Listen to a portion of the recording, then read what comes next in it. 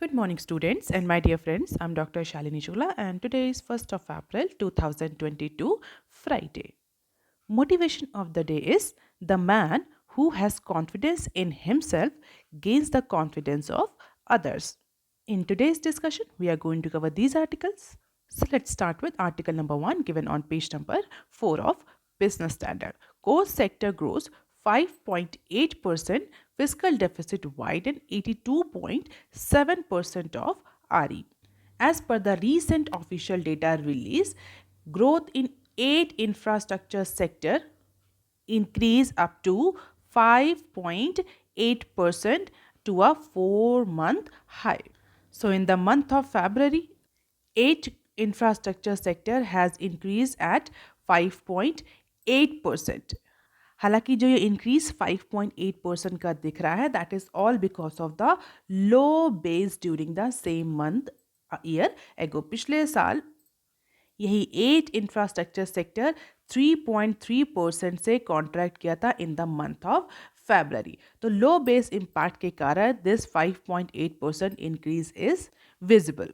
And at the same time अगर core sector की बात करी जाए, 8 कोर सेक्टर्स जो है उनकी बात करी जाए, all these core sector growth contracted 5.3% in the month of February. 8 core sector में 5.3% का contraction देखने को मिला है and this particular data on infrastructure sector, core sector clearly signaling that growth movement is yet to be strong. It means Indian economy has not yet recovered from the pandemic effect, from the pandemic shock. It boosted the annual growth rate to 4 months high of 5.8%. और अगर core sector का data जो कि recently industry department ने release किया, अगर इसको पिछले साल से कंपेयर किया जाए तो अप्रॉक्सीमेटली सभी सेक्टर्स ने पिछले साल फरवरी के मंथ में रोबस्ट ग्रोथ अचीव करी थी except crude oil and fertiliser. तो पिछले साल क्रूड ऑयल और फर्टिलाइज़र में 1.4 और -1.4 और -2.2% का कॉन्ट्रैक्शन देखने को मिला था फर्टिलाइज़र और क्रूड ऑयल के केस में, जबकि जो अदर सेक्टर थे कोर सेक्टर्स उन्होंने रोबस्ट ग्रोथ रजिस्टर करी थी। But this year approximately all the core sector growth has contracted up to 5.3%. And even the production level of crude oil, refinery products and fertilizer are still below the pre-COVID level. So crude oil, refinery और fertiliser तो अभी भी अपने pre COVID level तक ही नहीं पहुँचे। हालांकि जो अदर सेगमेंट्स हैं they are just above the pre COVID level, बहुत ज़्यादा इंक्रीज उनमें भी देखने को नहीं मिल रहा है। और इस डेटा को देखते जो कि रिसेंटली इंडस्ट्री डिपार्टमेंट ने रिलीज़ किया है, एक्सपर्ट्स का कहना है कि अभी बहुत लंबा रास्ता है for the revival of core sector output. Core sector के आउटपुट को रिवाइव करने के लिए as per the economic growth there are still long way to go, क्योंकि जिस तरह से ग्लोबल सप्लाई चेन डिस्टर्ब हुई है, जिस तरह से क्रूड ऑयल के प्राइसेस बढ़ रहे हैं, दैट मे फर्दर इम्पैक्ट और that may further impinge on the availability of the key raw materials like natural gas, coal। और आगे आने वाले टाइम में सीधे सीधे इन सारे फैक्टर्स का impact core sector 8 core sectors में देखने को मिलेगा।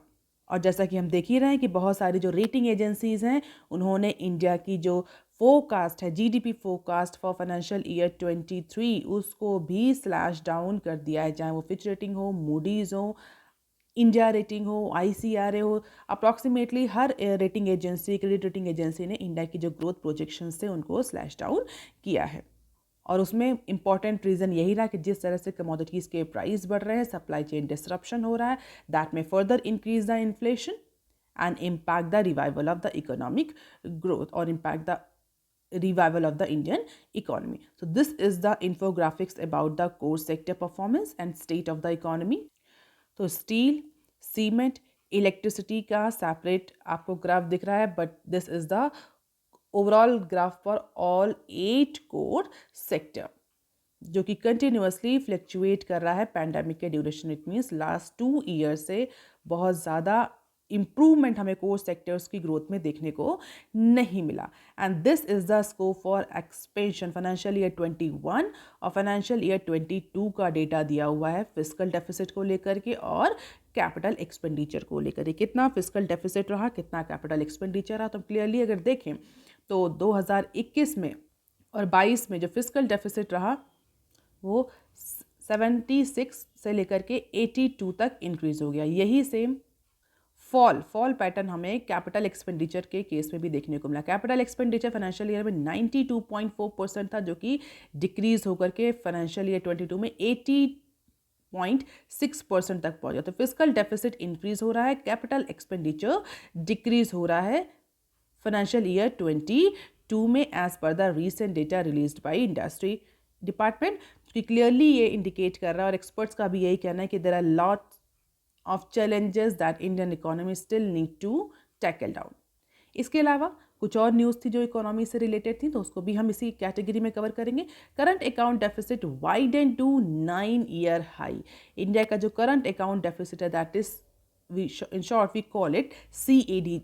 CAD has widened to $23 billion in the third quarter of financial year 22। तो फाइनेंशियल ईयर 22 के थर्ड क्वार्टर का रीसेंट डेटा रिलीज हुआ है और उसके अकॉर्डिंग इंडिया का जो करंट अकाउंट डेफिसिट है वो $23 बिलियन तक पहुंच गया है। This is the highest in 9 years। अभी तक के 9 सालों का ये सबसे बड़ा कैट का नंबर है, बोलते हैं सबसे बड़ा या सबसे ज़्यादा करंट अकाउंट डेफिसिट है। It forms 2.7% of countries GDP and reflect a rise in overall trade. और हमने कंटिन्यूसली डिस्कस भी किया है कि इंडिया ने एक्सपोर्ट भी इंक्रीज किया है पैंडेमिक के ड्यूरेशन में, और उसी रेशियो में हमारा इंपोर्ट भी इंक्रीज हो रहा है। तो ऐसा नहीं कि अगर हमारा एक्सपोर्ट इंक्रीज हो रहा है तो हमारा इंपोर्ट डाउन हो रहा है। दोनों ही, एक्सपोर्ट भी इंक्रीज हो रहा है और इंपोर्ट भी इंक्रीज हो रहा है, जिसकी वजह से, और इवन इंपोर्ट जो है वो ज़्यादा परसेंटेज में या ज़्यादा स्पीड से इंक्रीज हो रहा है, ज़्यादा ग्रोथ रेट से इंक्रीज हो रहा है इन कंपैरिजन टू एक्सपोर्ट। हालांकि एक्सपोर्ट में अभी हमने रिसेंटली 410 का रिकॉर्ड अचीव किया है in the month of March, लेकिन अगर हम इंपोर्ट को देखें तो इंपोर्ट भी सिग्निफिकेंटली बढ़ रहा है and that leads to current account deficit, जो कि पिछले 9 सालों में अपने सबसे हाईएस्ट पॉइंट पर पहुंच गया है। तो क्वार्टर 2 से इवन अगर हम कंपेयर करें फाइनेंशियल ईयर 22 के क्वार्टर 2 से अगर हम कंपेयर करें कैट को, तो फाइनेंशियल ईयर 22 के क्वार्टर 2 में इट वाज अप्रॉक्सीमेटली 9.9 बिलियन, यानी 1.3% ऑफ GDP था, जो कि क्वार्टर 3 आते आते 2.7% तक पहुंच गया। 9.9 बिलियन से इंक्रीज होते हुए 23 बिलियन एक क्वार्टर में इतना इंक्रीज देखने को मिला as per the recent data released by Reserve Bank of India. इसके अलावा एक और न्यूज़ दी हुई है जो कि इकोनॉमी से रिलेटेड है। Centre to borrow 59% of financial year 23 debt target in April and September. तो central government is planning to borrow rupees 8.45 trillion. कहाँ से? From the bond market. कब? In the first half of financial year 23। किस लिए? To fund the revenue gap for the revival of the economy. तो revenue gap जो है उसको fund करने के लिए। क्यों? क्योंकि गवर्नमेंट को एक्सपेंडिचर करना बहुत ज़रूरी है in order to revive the economy. बहुत सारे प्लान्स स्कीम गवर्नमेंट लाई है, चाहे वो इंफ्रास्ट्रक्चर रिलेटेड हो, चाहे वो फूड सिक्योरिटी रिलेटेड हो, चाहे वो बैंक के कैपिटलाइजेशन के लिए हो, और उसके लिए गवर्नमेंट को पैसा चाहिए, क्योंकि इकोनॉमी जो उतनी अभी स्पीड में फुल फ्लैश पैटर्न में रिकवर नहीं हुई है। तो डेफिनेटली रिवेन्यू कलेक्शन जो है, टैक्स रिवेन्यू कलेक्शन, टैक्स या नॉन टैक्स रिसीट्स जो हैं वो उतनी नहीं है कि गवर्नमेंट अपनी स्कीम्स को, अपने प्रोग्राम्स को फंड कर सके, and for that government will go for borrowing. तो बॉन्ड मार्केट से 8.45 ट्रिलियन की बोरोइंग गवर्नमेंट करेगी in the first half of financial year 23 just to mitigate the revenue gap as per the finance ministry, and this will be around 59% of the lowered full year gross borrowing target. जो gross borrowing target government ने रखा है for financial year 23, मैंने comment section में आपसे कई बार पूछा कि what is the target government has set for financial year 23 in terms of fiscal deficit. तो आज आप मुझे कमेंट सेक्शन में लिखकर फिर से बताइए कि what is the target that government has set for fiscal deficit for financial year 23। तो अगर हम देखें जो भी टारगेट गवर्नमेंट ने रखा है, नंबर्स हम बोल सकते हैं, आप मुझे कमेंट सेक्शन में परसेंटेज में बताइए। Here I am going to tell you in terms of amount. तो अप्रॉक्सीमेटली 14.31 ट्रिलियन का गवर्नमेंट ने फिस्कल डेफिसिट का टारगेट रखा था, और उसके अकॉर्डिंग 59% जो है गवर्नमेंट उस फिस्कल डेफिसिट को ओवरकम करने के लिए 59% बॉन्ड मार्केट से बोरो करेगी, वो भी first half of financial year 23, just to fill the revenue gap for the revival of the economy. And center deviates from the previous norms of borrowing over 60% in the first half of the any fiscal year. And because of the US federal policy tightening, commodity prices, inflation, Center and RBI unanimously has taken this decision that this time they will not borrow more than 60% of the fiscal deficit target in the very first half of the financial year. जबकि जो general trend है उसमें ऐसा देखा गया कि government जो बोरो करती है वो 60% से ज़्यादा बोरोइंग कर लेती है किसी भी फाइनेंशियल ईयर के फर्स्ट हाफ में। बट इस बार गवर्नमेंट और आरबीआई ने डिसाइड किया that they will not borrow more than 60% into the first half of the financial year 23, and that is why 59% जो फिस्कल डेफिसिट का है वो गवर्नमेंट बॉन्ड मार्केट से बोरो करने वाली है। Borrowing in 26 weekly tranches 32,000 to 33 crores will be done. अब देख लेते हैं article number 2 that is given on page number 4 of business standard. Uncertainty marks government disinvestment plan again. Pandemic के ड्यूरेशन में जितने भी गवर्नमेंट के डिसइन्वेस्टमेंट प्लान थे बड़े बड़े वो सारे डिले हो गए, या बोल सकते हैं उन्हें पोस्टपोन हो गए, क्योंकि that was not the suitable time to launch any disinvestment plan और to go for any short of disinvestment. क्यों? क्योंकि जो मार्केट है वो डिस्टर्ब रहती है, शेयर की जो प्राइस है वो बहुत ज़्यादा अच्छे नहीं रहते, और अगर उस ड्यूरेशन में गवर्नमेंट डिसइन्वेस्टमेंट पर जाती है तो that will be a loss venture for government. तो जो भी डिसइन्वेस्टमेंट प्लान गवर्नमेंट के लास्ट 2 ईयर्स से बने हुए हैं वो गवर्नमेंट अचीव नहीं कर पा रही, या हम इसको सीधे फॉर्मेट में बोलें कि जो डिसइन्वेस्टमेंट प्रोसीडिंग्स गवर्नमेंट ने डिसाइड करी कि डिसइन्वेस्टमेंट से हम इतने % रिवेन्यू जनरेट करेंगे, जो भी डिसइन्वेस्टमेंट का टारगेट है गवर्नमेंट उसे अचीव नहीं कर पाए। जो भी रिवेन्यू प्रोसीडिंग्स गवर्नमेंट ने डिसाइड करी है कि इस बार हम 23,000 के 20 दैट्स हाइपोथेटिकल नंबर अचीव करेंगे थ्रू डिसइन्वेस्टमेंट, वो टारगेट गवर्नमेंट पिछले लास्ट 2 सालों से अचीव नहीं कर पा रही। तो because of the 2 waves of the pandemic and the market crash on the back of on going war that has again made the uncertainty about the center's disinvestment and privatization plans.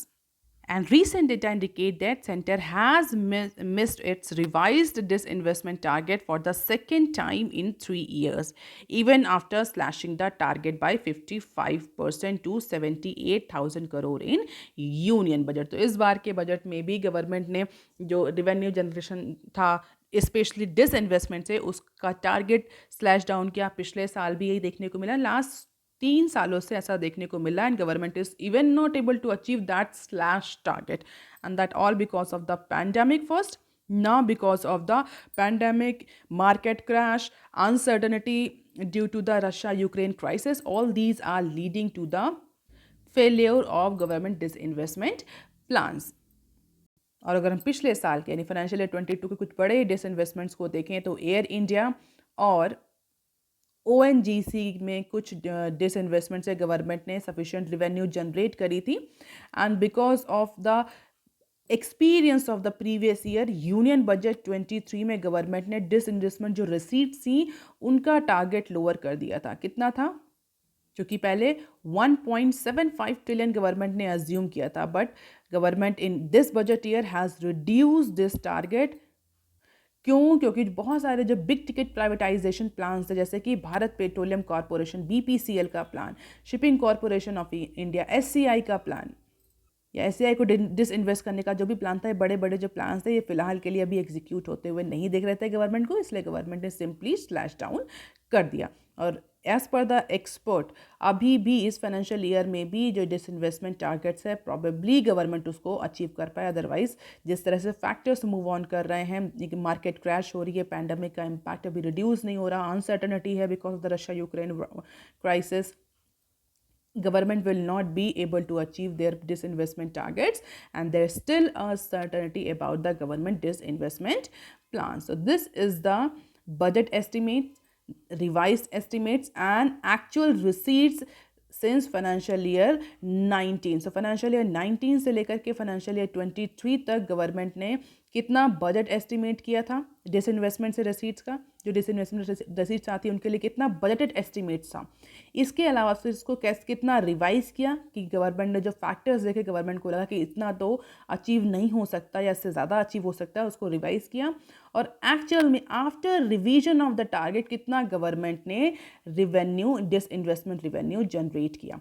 Financial year 23 में government ने target से ज़्यादा revenue generation किया था, लेकिन financial year 23, 21, 22 continuously 3 सालों से जो ये एंटिसिपेशन है या जो बजट एस्टिमेट्स हैं, जो रिवाइज एस्टिमेट्स हैं, उनसे भी एक्चुअली रिवेन्यू कम जनरेट हो रहा है। और यही सेम ट्रेंड जो है एक्सपर्ट्स, इकोनॉमिस्ट आगे भी एंटिसिपेट कर रहे हैं कि इस फाइनेंशियल ईयर में भी गवर्नमेंट अपने डिसइन्वेस्टमेंट प्लान्स को या डिसइन्वेस्टमेंट टारगेट्स को नहीं अचीव कर पाएगी।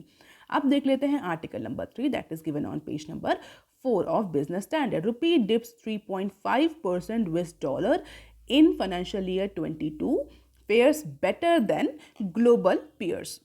Rupee ended in financial year with a decline of 3.5% against the dollar compared to 3.4% gain in the previous year. So ये साल ख़त्म हो रहा है, बहुत सारे जो इकोनॉमिक इंडिकेटर्स हैं उनका डेटा रिलीज हो रहा है, and as per the recent data released on exchange rate on gain from currency market, the data indicates that into this financial year rupee has declined with rupee ended with a decline of 3.5% in comparison to the previous year. Previous year में this was the gain of 3.4%, but इस साल जो रुपी और dollar का exchange rate है उसमें रुपी ने 3.5% का डिक्लाइन रजिस्टर किया है। The domestic unit fared well despite the global headwinds like interest rate hike by the US Federal Reserve and rising crude oil prices after the Russia invasion of Ukraine. और अगर history में जाकर देखें तो financial year 2014 में जो रुपी था वो 6.27% से डेप्रिशिएट किया था when investor pulled out of emerging market.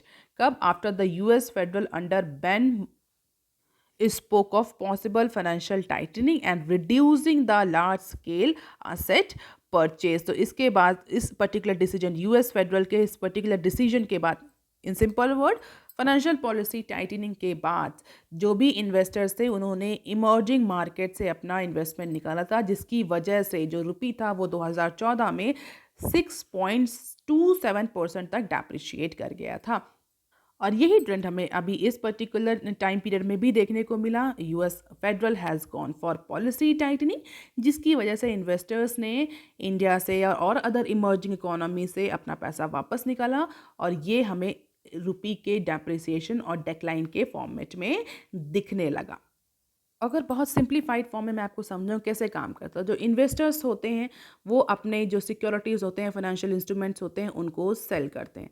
Cell करने से क्या होता है, मार्केट में इंडियन रुपी का जो सर्कुलेशन है वो इंक्रीज़ होता है, यूएस डॉलर या जो डॉलर का सर्कुलेशन होता है वो डिक्रीज़ होता है, क्योंकि जो फॉरेन इन्वेस्टर्स होते हैं वो डॉलर में अपना मनी, अपना इन्वेस्टमेंट वापस लेते हैं और वापस लेकर के वो यूएस में अपनी इकोनॉमी में इन्वेस्ट करते हैं। क्यों? क्योंकि यूएस का जो सेंट्रल बैंक है, फेडरल रिजर्व, उसने पॉलिसी टाइटनिंग करी है, जिसकी वजह से वहाँ पर जो इंटरेस्ट रेट हैं वो इंक्रीज़ हो रहे हैं। And if the interest rate are increasing in their domestic economy, definitely they will get the better return. उनको उनकी खुद की इकोनॉमी में बेटर रिटर्न मिलेगा in comparison to the emerging economy like India. तो वो क्या करते हैं, इंडिया में जो उनके पास इंस्ट्रूमेंट्स हैं, जो उनके शेयर्स हैं, जो उनके इन्वेस्टमेंट हैं, उसको सेल करते हैं, मार्केट में रुपी सर्कुलेशन बढ़ता है, यूएस डॉलर ले जाते हैं, खरीदते हैं और वो अपने इकोनॉमी में इन्वेस्ट करते हैं।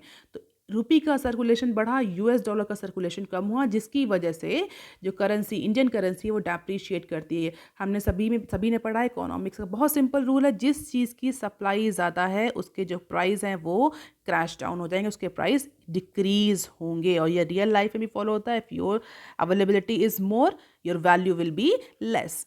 सेम पैटर्न इकोनॉमिक्स में फॉलो होता है, और इसी वजह से जो कि इन्वेस्टर्स जो हैं वो पुल आउट किए because of the US federal policy tightening, और इंडिया में ये डिक्लाइन हमें इंडियन रुपी में 3.5% का देखने को मिला। यही सेम ट्रेंड हमें फाइनेंशियल ईयर 2014 में भी देखने को मिला था, जबकि यूएस फेडरल की पॉलिसी टाइटनिंग के बाद में लार्ज स्केल असेट परचेज के रिडक्शन के बाद में जो इन्वेस्टर्स है, ओवरसीज इन्वेस्टर्स इंडिया में, वो इंडिया से पुल आउट कर गए थे। And one reason for rupee to have performed better, हाँ हालांकि अगर हम बात करें रुपी का परफॉर्मेंस देखें तो in comparison to the counterpart countries, in comparison to the other emerging nations, India के जो इंडियन रुपी है, इंडिया की जो करेंसी है, उसने अच्छी परफॉर्मेंस दी है। अगर हम अदर इमर्जिंग इकोनॉमी से कंपेयर करें, Indian rupee has performed well in comparison to the other Asian currency.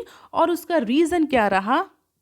The country's macroeconomic parameters are much better than during the taper tantrum period. तो India के जो economic parameters है या जो India की economy रही, उसने काउंटर पार्ट कंट्रीज के कंपैरिजन में अच्छा परफॉर्मेंस दिया। कब? जबकि यूएस फेडरल पॉलिसी टाइटनिंग में जा रहा था। यूएस फेडरल की पॉलिसी टाइटनिंग या इंटरेस्ट रेट हाइक का इंडियन मार्केट पर उतना इम्पैक्ट देखने को नहीं मिला, and that is why Indian rupee में जो डिक्लाइन हुआ वो काउंटर पार्ट जो अदर कंट्रीज़ हैं, जो हम बोल सकते हैं साउथ एशिया के अदर कंट्रीज़ हैं या जो इमर्जिंग अदर इकोनॉमीज़ हैं, उनके कंपैरिजन में कम देखने को मिला। The current account deficit is under control which was 2.7% during the October December period of financial year 22, and most importantly foreign exchange reserves are in excess of $600 billion as compared to $274 billion during the high of taper tantrum. So because of these factors, foreign exchange reserve, because of the less impact on Indian share market or exchanges, because of the uncontrolled current account deficit, Indian INR has performed better than the counterpart countries. और इसी को लेकर के जो हमारे RBI के governor हैं, उनका भी कहना है कि जो country is in comfortable position to deal with any challenges that will emanate from the geopolitical crisis with its high foreign exchange reserve। तो हमारे यही बात हमारे जो आरबीआई के गवर्नर हैं उन्होंने भी रिट्रेट की है। And this is the all data that you can go through कि इंडिया ने कब कितना रुपी और स्पेशली आरबीआई ने कैसे इंटरवेंशन किए in order to maintain the depreciation और in order to maintain the stability in INR। So this is the performance of Indian rupee.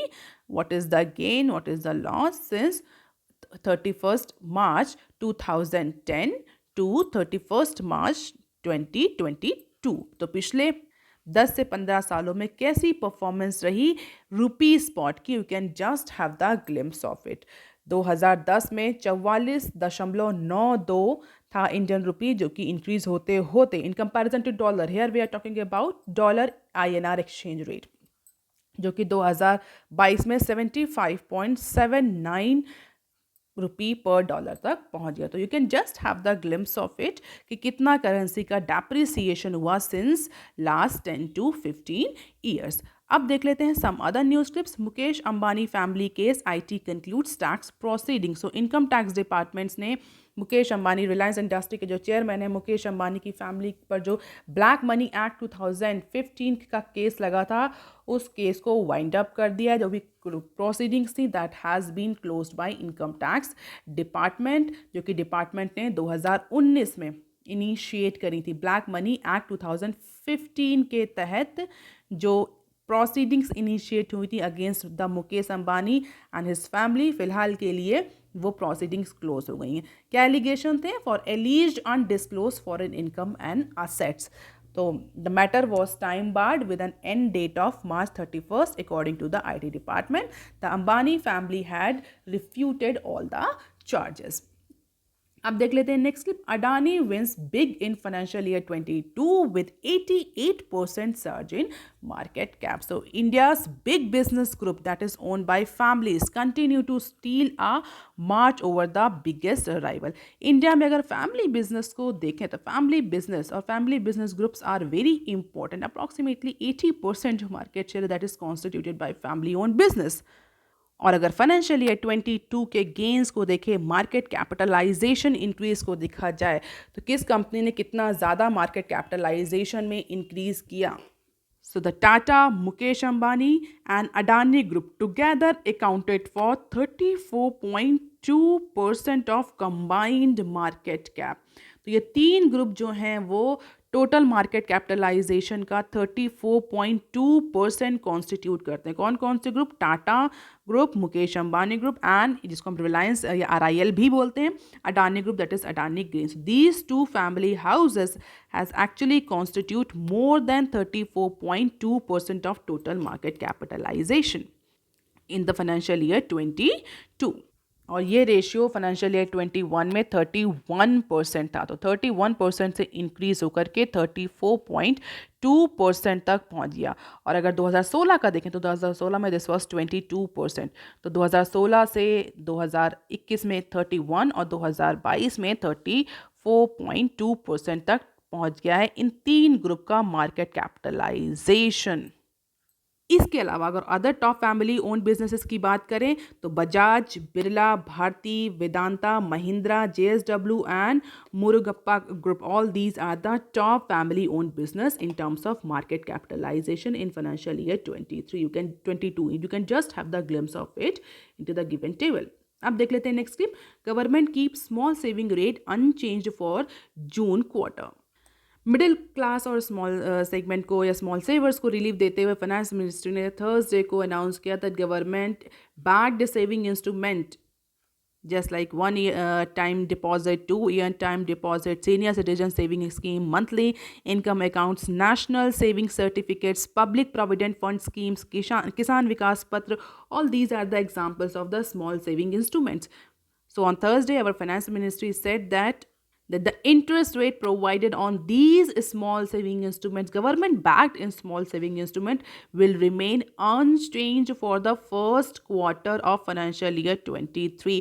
तो in order to support the middle and small middle class और small saver, government ने फिलहाल के लिए हम इन पर जो interest rate मिल रहा है small saving instruments में इसको decrease नहीं करेंगे, क्योंकि as per the market situation जितने भी instruments हैं, जो भी investment है, उन सब पे जो interest rate है वो decrease हो रहा है, चाहे वो एम्प्लॉय प्रोविडेंट फंड ही क्यों ना. बट गवर्नमेंट ने फिलहाल के लिए फाइनेंशियल ईयर 23 में जो मिडिल क्लास और स्मॉल सेवर्स हैं उनको सपोर्ट करने के लिए ये कहा है कि Q1 तक यानी Q1 यानी अप्रैल जून तक government will not go for any change into the interest rate of these small savings. And you can just have the glimpse of it कि कितना परसेंट, 4% से लेकर के 7.6% तक की रेंज में इसमें इंटरेस्ट रेट मिलता है सेवर्स को. तो गवर्नमेंट ने फिलहाल बोला है कि they are not going to change any interest rate. क्यों गवर्नमेंट ने ये बोला? The decision came days after the interest rate on employ provident fund organisation, that is EPFO deposit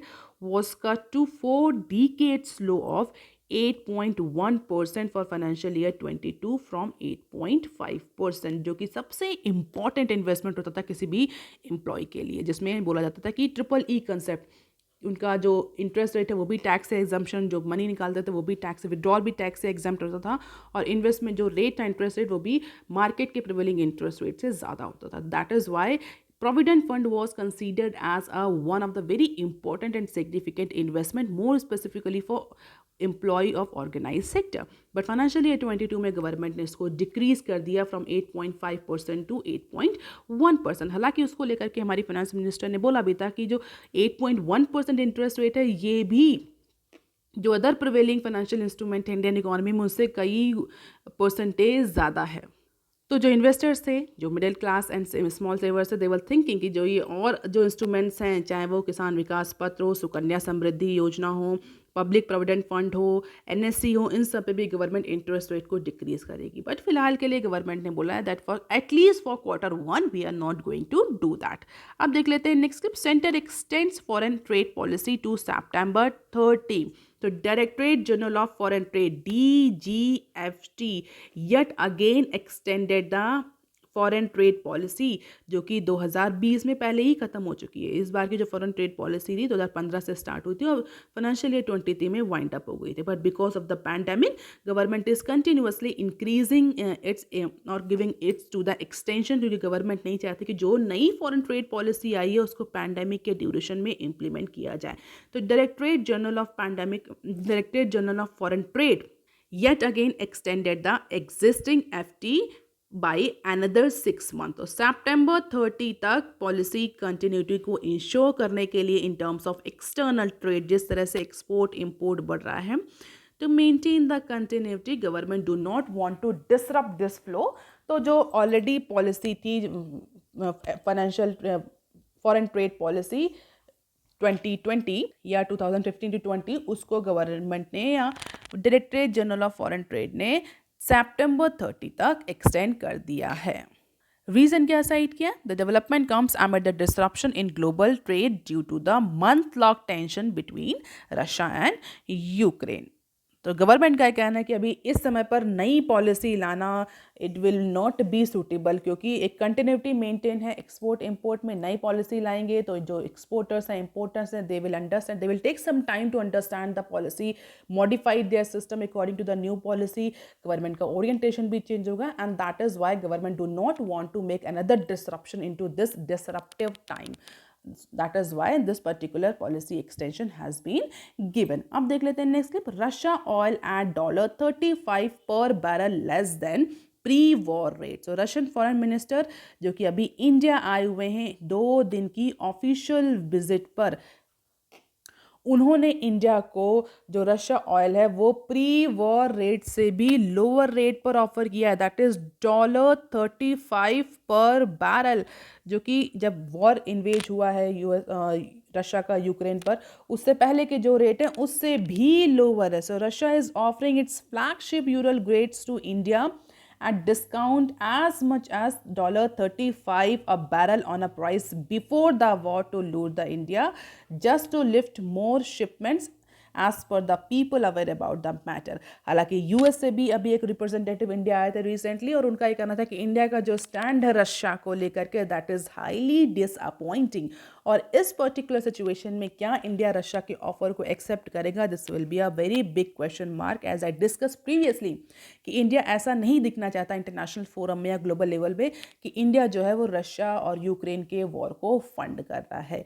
so Russia के फॉरेन मिनिस्टर ने India को तो offer किया कि वो इंडिया को $35 पर बैरल के रेट पर रशियन ऑयल प्रोवाइड करेंगे, but yes whether India will accept this particular offer from Russia और not, that's a big question mark. इसके अलावा रुपी रबल डोमिनेटेड जो पेमेंट सिस्टम है उसको भी रेजुविनेट करने के लिए नेगोशिएशन हुए। India also get offer to rejuvenate this particular rupee rouble denomination payment bilateral arrangement. दोनों के लिए ऑफर दिया है रशिया ने इंडिया को। Let's see how India will react on it. So that is all for today students. If you want lecture PDF, you can join my Telegram channel. You can also follow me on other social media platforms. If you have any query and suggestion, you can write on comment section below. Please like, share and subscribe. Thank you. Have a nice day.